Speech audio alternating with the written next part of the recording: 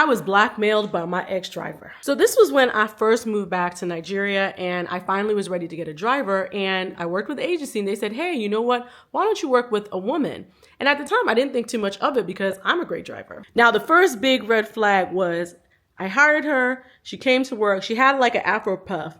The next day she comes back to work, she cut all her hair off just like me. And at the time, I remember being like, this is a little weird, but I didn't read too much into it. And within the 2 months that I was working with her, there was other red flags that kept popping up, like the way she would be screaming at other drivers when I'm in the car with her, literally cussing them out, road rage. How she was trying to go out the boundary of just being my driver and consistently try to get close with my friends. I'll never forget, I bought some cupcakes for a guy that I was dating.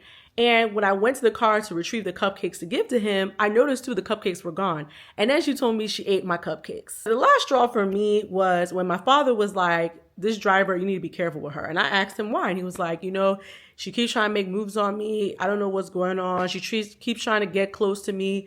And I think something's off with her. And my dad is a pretty straightforward person, and he normally doesn't even say things like that. So I knew that I need to pay attention to her. So I called the agency and I formally fired her. Now she sent me a bunch of mean texts, cussing me, saying I'll never marry, all the things, just craziness. But again, didn't think too much of it.